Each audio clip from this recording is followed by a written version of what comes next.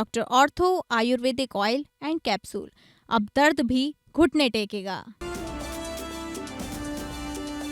PM Modi का 3 दिवसीय Seychelles दौरा संपन्न, स्वदेश रवाना हुए पीएम मोदी। आखिरी दिन सेशल्स में नवशक्ति विनेगर मंदिर में की पूजा, सेशल्स में महात्मा गांधी को श्रद्धांजलि दी और भारतीय समुदाय के लोगों से बात की। पीलीभीत में सीएम योगी ने किया सपा सरकार कांग्रेस पर हमला, कहा पाकिस्तान बनवाने के लिए कांग्रेस जिम्मेदार, तुष्टीकरण की राजनीति नहीं चलेगी, साइकिल चलना बंद तो दंगा नहीं हुआ।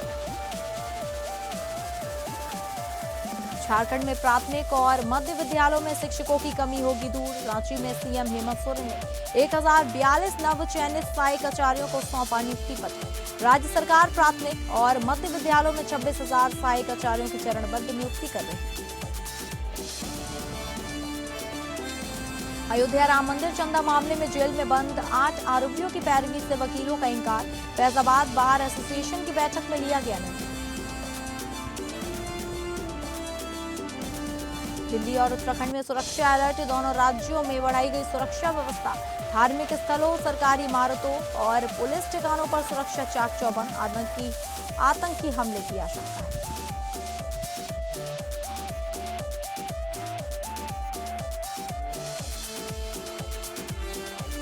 नमस्कार, आप सभी का बहुत स्वागत है और मैं हूं आपके साथ अंकिता सिंह। शुरुआत करेंगे बुलेटिन की, जहां भारत के प्रधानमंत्री नरेंद्र मोदी अपने 3 दिवसीय दौरे को पूरा करने के बाद नई दिल्ली के लिए रवाना हो गए हैं। सेशेल्स से दौरे के आखिरी चरण में पीएम मोदी ने महात्मा गांधी को पुष्पांजलि अर्पित की। इससे पहले उन्होंने नवशक्ति विनेगर मंदिर में पूजा अर्चना की। प्रधानमंत्री ने सोमवार को सेशेल्स के पीस पार्क में महात्मा गांधी की मूर्ति पर फूल चढ़ाए और उनका स्वागत करने के लिए इकट्ठा हुए भारतीय समुदाय के लोगों से भी बात की। तिरंगा लिए हुए भारतीय समुदाय के लोगों ने प्रधानमंत्री का स्वागत करते हुए मोदी मोदी और भारत माता की जय के नारे लगाए।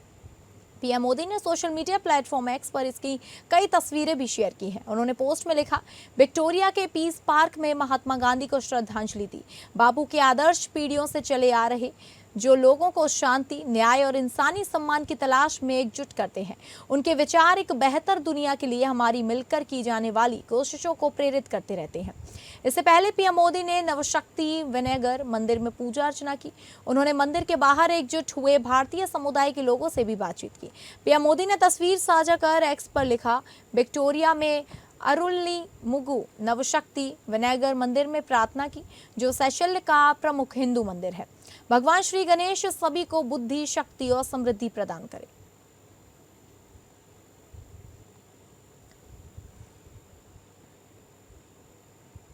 उत्तर प्रदेश के मुख्यमंत्री योगी आदित्यनाथ पीलीभीत पहुंचे। इस दौरान उन्होंने 515 करोड़ रुपए की विकास परियोजनाओं का लोकार्पण और शिलान्यास किया। इसके साथ ही सीएम योगी ने 4,693 विस्थापित परिवारों को भूमि का मालिकाना अधिकार दिया। सीएम योगी ने जिले के बरखेड़ा के पतरासा कुंवरपुर में जनसभा को भी संबोधित किया। सीएम ने कांग्रेस पर हमला बोलते हुए कहा कि कांग्रेस के पास के कारण पाकिस्तान बना है। इसके अलावा सीएम योगी ने कहा कि जिन्ना मर गया होता तो विभाजन ना होता, बंटवारे में लाखों हिंदुओं की हत्या हुई है। मुख्यमंत्री ने कहा कि पीलीभीत में आयोजित जनसभा के दौरान देश के विभाजन और नागरिकता संशोधन कानून को लेकर कांग्रेस और समाजवादी पार्टी पर तीखा हमला बोला। सीएम योगी ने कहा कि कांग्रेस के पाप के कारण पहले बांग्लादेश बना और पाकिस्तान का निर्माण सत्ता की लालसा का परिणाम था। उन्होंने कहा कि पाकिस्तान का बनना जरूरी नहीं था, बल्कि यह तत्कालीन राजनीतिक नेतृत्व की गलतियों का नतीजा था।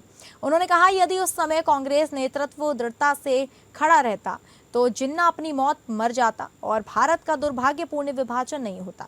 मुख्यमंत्री ने कहा कि विभाजन के दौरान लाखों हिंदुओं का नरसंहार हुआ और बड़ी संख्या में लोगों को अपनी पैतृक भूमि छोड़नी पड़ी। उन्होंने कहा कि विस्थापित लोगों को उम्मीद थी कि जिस आधार पर देश का विभाजन हुआ, उसी आधार पर उन्हें भारत में सम्मानजनक जीवन और शरण मिलेगी। योगी ने आरोप लगाया कि कांग्रेस ने विस्थापित लोगों को कभी चिंता नहीं की। उन्होंने समाजवादी पार्टी पर भी निशाना साधते हुए कहा कि तुष्टीकरण की राजनीति के कारण इन दलों ने पिछड़ों, दलितों और वंचितों के मुद्दों पर ध्यान नहीं दिया। उन्होंने कहा, आज डबल इंजन की सरकार ने नागरिकता संशोधन कानून लागू किया, जिसके माध्यम से पाकिस्तान, बांग्लादेश और अफगानिस्तान से आए हिंदू, सिख, जैन और बौद्ध समुदाय के विस्थापित लोगों को नागरिकता देने का रास्ता खुला। मुख्यमंत्री ने कहा कि जब सीएए लागू हुआ तो कांग्रेस और समाजवादी पार्टी ने दिल्ली सहित कई जगहों पर इसका विरोध किया था, जबकि आज इसी कानून के तहत नागरिकता प्रमाण पत्र दिए जा रहे हैं। उन्होंने आरोप लगाया कि विपक्षी दलों की नीति हमेशा तुष्टीकरण पर आधारित रही है और देश के संसाधनों पर अधिकार को लेकर उनकी सोच विभाजन के बावजूद एक तरफा रही। योगी ने कहा कि कई वर्षों तक चली आ रही इस राजनीति का नुकसान उन लोगों को उठाना पड़ा जिन्हें विभाजन के बाद अपना घर छोड़कर भारत आना पड़ा। आदरणीय प्रधानमंत्री मोदी जी के नेतृत्व में जब सिटीजनशिप अमेंडमेंट एक्ट आया, लंबे समय के बाद किसी सरकार ने सोचा कि विस्थापित हिंदुओं, बौद्धों, जैनियों, सिखों को भी भारत की नागरिकता मिलनी चाहिए। जो पाकिस्तान से, बांग्लादेश से, अफगानिस्तान से विस्थापित है, आप याद करिए, दिल्ली और देश के विभिन्न राज्यों में लंबे समय तक कांग्रेस ने, समाजवादी पार्टी के लोगों ने आंदोलन किया था। आज जो ये सर्टिफिकेट वितरित हो रहे हैं, इसी के खिलाफ ये लोग आंदोलन कर रहे थे कि नहीं मिलना चाहिए। यानी इनका तो सबसे पहला उद्देश्य ही क्या है कि देश के संसाधन पर विभाजन के बावजूद पहला अधिकार मुसलमान का होना चाहिए, बाकी किसी का अधिकार नहीं होना चाहिए। यही तो इनकी कुत्सित चेष्टा थी, यही इनकी तुष्टीकरण की नीति थी, यही पाप ये जिंदगी भर करते रहे और उस पाप का खामियाजा हिंदू भुगतता रहा। मुख्यमंत्री हेमंत सोरेन ने रांची के खेलगांव स्थित टाना भगत इंडोर स्टेडियम में 1042 नव चयनित सहायक आचार्यों को नियुक्ति पत्र प्रदान किया, जिनमें पहले से 5वीं कक्षा के लिए 274 तथा छठी से 8वीं कक्षा के लिए 768 सहायक आचार्य शामिल हैं। तो वहीं राज्य सरकार प्राथमिक और मध्य विद्यालयों में 26,000 सहायक आचार्यों की चरणबद्ध नियुक्ति कर रही है। इसके तहत अब तक 12,500 से अधिक शिक्षकों की नियुक्ति हो चुकी है। आपको बता दें कि इस नियुक्ति पत्र वितरण समारोह में वित्त मंत्री राधाकृष्ण किशोर और श्रम उद्योग मंत्री संजय प्रसाद यादव के साथ साथ विभाग से संबंधित सभी अधिकारी उपस्थित रहे।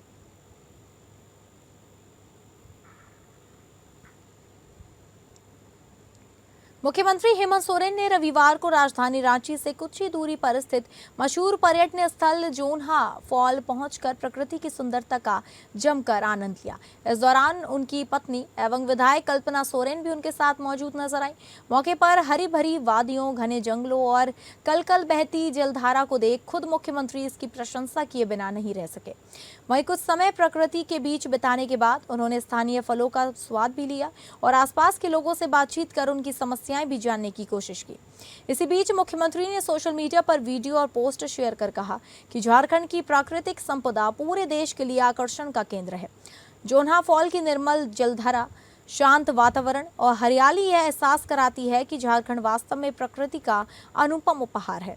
उन्होंने कहा कि यह हमारी साझा धरोहर है जिसकी रक्षा और संरक्षण करना हम सभी की सामूहिक जिम्मेदारी है। इसके अलावा सोशल मीडिया पर पोस्ट में उन्होंने लिखा कि झारखंड के किसी भी कोने में आप चले जाइए, प्रकृति अपने अलग अलग रंगों में आपका स्वागत करती दिखाई देगी।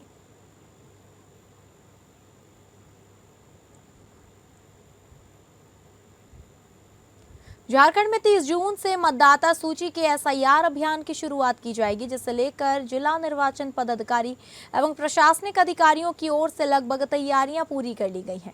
तो वहीं इस अभियान के तहत राज्य भर में बूथ केवल लेवल अधिकारी यानी कि बीएलओ कल से घर घर जाकर मतदाताओं को गणना प्रपत्र देंगे और उनका सत्यापन भी करेंगे। जानकारी के अनुसार यह अभियान आगामी 29 जुलाई 2026 की तारीख तक चलने वाला है। वहीं इस कड़ी में राज्य के मुख्य निर्वाचन पदाधिकारी के रवि कुमार ने बताया कि मतदाताओं को केवल गणना प्रपत्र सही ढंग से भरकर हस्ताक्षर सहित बीएलओ को लौटाना होगा। मुख्य निर्वाचन पदाधिकारी ने यह भी स्पष्ट किया कि राज्य में चल रही एसआईआर की प्रक्रिया केवल और केवल पात्र भारतीय नागरिकों के लिए ही है। इस कड़ी में उन्होंने बीते दिन निर्वाचन सदन से वीडियो कॉन्फ्रेंसिंग के माध्यम से सभी प्रमंडलीय आयुक्तों को इसकी निगरानी करने का निर्देश दिया। इसके साथ ही उन्होंने गैर भारतीय लोगों से अपील करते हुए कहा कि जो लोग गैर भारतीय नागरिक हैं या भारत की नागरिकता त्याग चुके हैं, वे बिना फॉर्म भरे उसे तुरंत बीएलओ को लौटा दें। सीओ ने यह भी चेतावनी दी कि गलत जानकारी देकर वोट लिस्ट से नाम जुड़वाने की कोशिश करना लोक प्रतिनिधित्व अधिनियम 1950 की धारा 31 के तहत एक गंभीर और दंडनीय अपराध है।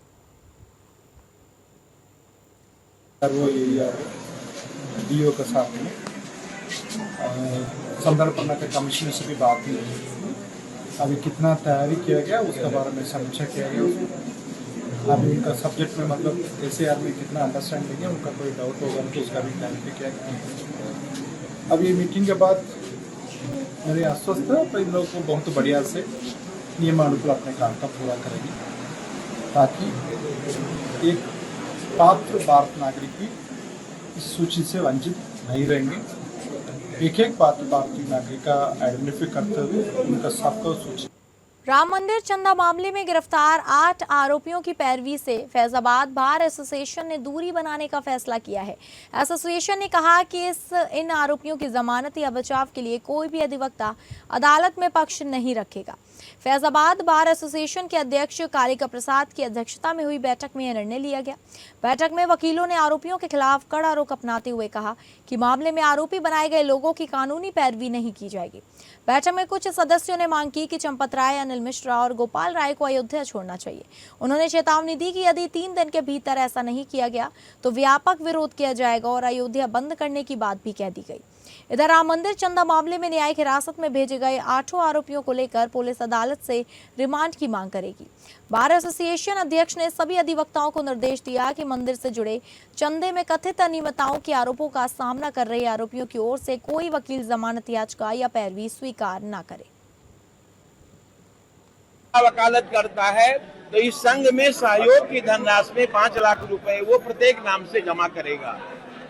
और आगे ये भी तय किया गया है कि ये चंपत राय, गोपाल राव और ये अनिल मिश्रा, इन लोगों के खिलाफ मुकदमा दर्ज कराने के लिए 173 सीआरपीसी की कार्यवाही की जाएगी। और ये भी तय किया गया है कि इसका पुरजोर विरोध किया जाएगा और सीबीआई से जांच की मांग की जाएगी। इलाहाबाद में दोनों याचिकाएं आज तय कर ली जाएंगी। तय होंगी तो उसी के सीक्वेंस में हमारा संघ ये तय करेगा आगे क्या करना है। जरूरत पड़ी तो माननीय सर्वोच्च न्यायालय और उच्च न्यायालय में भी अधिवक्ता संघ अयोध्या अपने खर्चे से शरण लेगा। ये 500 रुपए की धनराशि, 5 लाख रुपए की धनराशि उन पर इसलिए की गई है कि वो एक सहयोग की धनराशि होगी और उसी के सहयोग से वकील लोग अपने मुकदमे की पैरवी करें। अयोध्या में राम मंदिर चढ़ावा चोरी मामले में पुलिस ने बड़ा एक्शन लिया है। इस केस की जांच कर रही टीमों ने रविवार को अयोध्या में रहने वाले सभी आरोपियों के घरों पर छापेमारी की है। मामले की गंभीरता को देखते हुए पुलिस अपनी जांच में तेजी ला रही है ताकि इस पूरे मामले से जुड़े तथ्यों का पूरी तरह खुलासा हो सके। पुलिस इस मामले के हर तरफ से पहलू की जांच दिखाई दे रही है जिससे सच्चाई सामने आ सके। जांच टीम ने अपनी कार्रवाई का दायरा बढ़ाते हुए अयोध्या में रहने वाले आरोपियों के घरों पर कार्रवाई की है। पुलिस की अलग अलग टीमें अनुकल्प मिश्रा, लवकुश मिश्रा, मुख्य आरोपी रमाशंकर यादव उर्फ टिन्नू यादव, मनीष यादव, करुणेश पांडे और रमाशंकर मिश्रा के घर पहुंची। इन सभी ठिकानों पर पुलिस पूरी बारीकी से तलाशी ले रही है ताकि केस से जुड़े अहम सबूत जुटाए जा सके। जांच टीमें एक एक कर घर के कोने खंगाल रही हैं ताकि कोई भी सबूत छूटने ना पाए। कार्रवाई के दौरान स्थानीय मजिस्ट्रेट की मौजूदगी में पुलिस आरोपी के परिजनों से पूछताछ कर रही है। इसके साथ ही आसपास रहने वाले लोगों से भी इन आरोपियों के बारे में जानकारी जुटाई जा रही है। पुलिस यह जानने की कोशिश कर रही है कि आरोपियों की गतिविधियां पिछले कुछ समय में कैसी थी और क्या मामले से जुड़ा कोई अहम सुराग मिल सकता है। इस मामले की गहराई से जांच कर रही टीमें सिर्फ चोरी की कड़ियों को ही नहीं जोड़ रही बल्कि आरोपियों की कमाई के जरिए का भी पता लगा रही हैं। अपराध के जरिए जो पैसा या संपत्ति जुटाई गई है उसके सोर्स को ट्रेस किया जा रहा है। आरोपियों के पास मौजूद संपत्तियां कहां से आई, उनके पास फंड कहां से आ रहा है, इसकी पूरी हिस्ट्री निकाली जा रही है। पुलिस बैंकों के खातों और लेन देन की भी जांच कर रही है ताकि यह साफ हो सके कि पैसे को कहां कहां भेजा गया या किस काम में इस्तेमाल किया गया।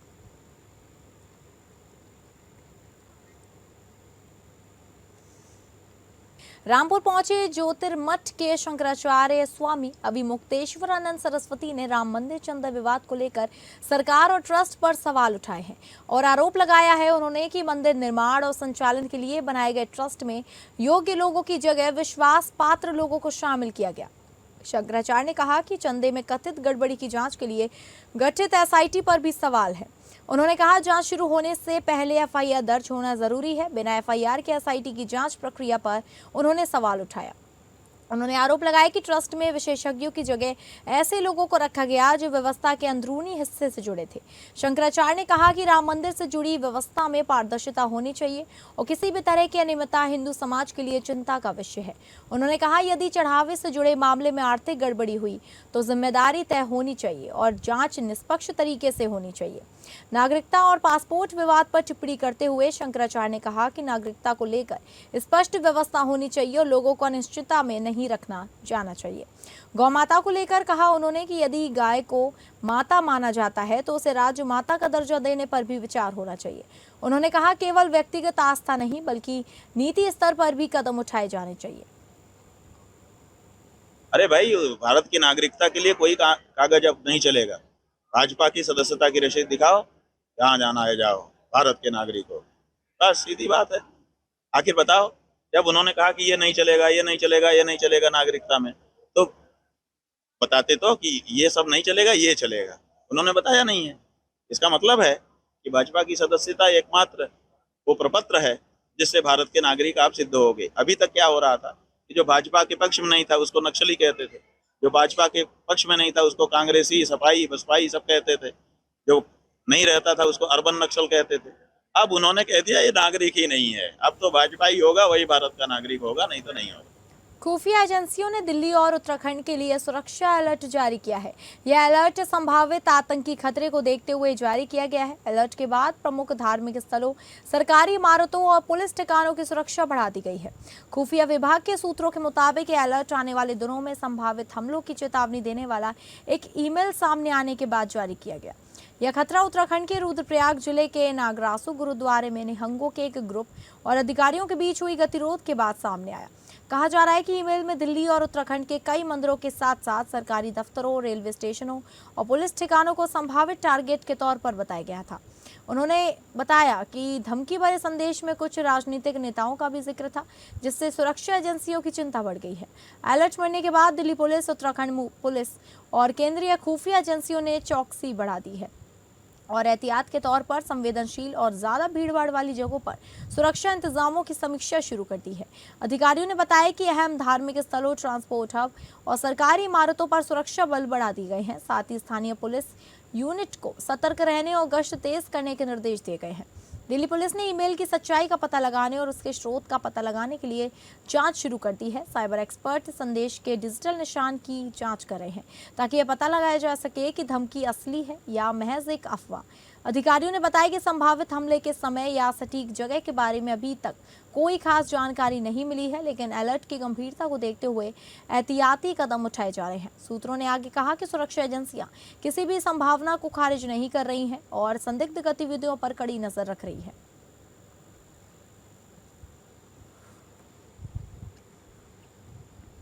गढ़चिरौली जिले में नक्सल विरोधी अभियान के तहत सुरक्षा बलों को एक और बड़ी सफलता मिली है।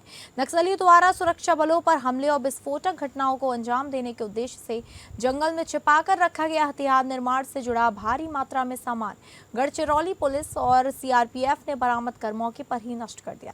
प्राप्त जानकारी के अनुसार महाराष्ट्र छत्तीसगढ़ सीमा से लगे बालबेड़ा के जंगल में नक्सलियों द्वारा हथियार निर्माण एवं अन्य सामग्री जमीन में दबाकर रखने की गोपनीय सूचना गढ़चिरौली पुलिस को मिली थी। इसके आधार पर 26 जून 2026 को पुलिस अधीक्षक एम रमेश के मार्गदर्शन में विशेष अभियान जल प्राणहिता यूनिट, BDDS बम निरोधक एवं निष्क्रियकरण दस्ता तथा सीआरपीएफ के संयुक्त दल को सर्च ऑपरेशन के लिए रवाना किया गया। 27 जून 2026 को जंगल में सघन तलाशी अभियान के दौरान सुरक्षा बलों ने जमीन में छिपाकर रखा गया नक्सली सामग्री बरामद की। इसमें लगभग 5 से 6 टन वजनी एक lathe machine, 150 claymore BGL pipe, 220 नग 12 बोर पाइप, 20 राइफल रोल, मैटर पट्टियां सहित हथियार निर्माण में उपयोग होने वाली अन्य सामग्री शामिल थी।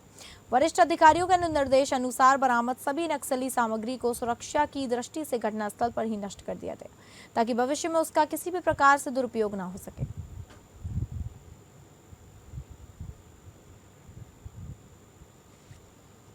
रावतपुर थाना क्षेत्र में नाबालिग किशोरी के अपहरण और मनतांत्रण से जुड़ा मामला सामने आया है। किशोरी ने पुलिस को तहरीर दी और आरोप लगाया कि युवक अरमान ने दोस्ती के बहाने उसे अगवा कर करीब 6 दिन तक बंधक बना के रखा। पीड़िता का आरोप है कि इस दौरान उसे जबरन बुर्का पहनाने, कलमा पढ़वाने और गौमांस खिलाने का दबाव बनाया गया। विरोध करने पर गर्म चिमटे से दागने और मारपीट करने की भी शिकायत की गई है। किशोरी ने आरोप लगाया कि डराकर उससे कोरे कागजों पर हस्ताक्षर कराए गए और सऊदी अरब में बेचने की धमकी दी गई। किसी तरह आरोपियों के चंगुल से छूटकर किशोरी अपने परिजनों के साथ रावतपुर थाने पहुंची और शिकायत दर्ज कराई। मामले की गंभीरता को देखते हुए पुलिस ने मुख्य आरोपी अरमान को गिरफ्तार कर लिया है। पुलिस पूरे प्रकरण की जांच कर रही है और अन्य पहलुओं की भी पड़ताल जारी है। कल दिनांक 27 जून को थाना रावतपुर के अंतर्गत सूचना प्राप्त हुई कि एक नाबालिग लड़की को अन्य संप्रदाय के व्यक्ति द्वारा ले जाया गया और उस पर धर्म परिवर्तन करने का दबाव डाला गया और भी कई आरोप लगाए गए थे। इसके संदर्भ में पीड़िता के घर वालों की तरफ से अभियोग पंजीकृत कराया गया है, थाने कराया गया है। इसके संदर्भ में जो मुख्य अभियुक्त था उसको गिरफ्तार कर लिया गया है। उसे माननीय न्यायालय न्यायिक हिरासत के लिए प्रस्तुत किया जाएगा। इसके संबंध में और भी जो भी आरोप लगाए गए हैं उसके संबंध में विस्तृत जांच करके अगली विधिक कार्रवाई की जाएगी। अमरावती जिले में 28 जून को समृद्धि महामार्ग पर हुए भीषण सड़क हादसे में चंद्रपुर जिले के ही परिवार के 5 लोगों की दर्दनाक मौत हो गई। बताया जा रहा है कि परिवार की कार सड़क किनारे खड़े एक ट्रक से जा टकराई। टक्कर इतनी भीषण थी कि कार के परखच्चे उड़ गए और सभी 5 लोगों की मौके पर ही मौत हो गई। पुलिस ने मामला दर्ज कर दुर्घटना के कारणों की जाँच शुरू कर दी है।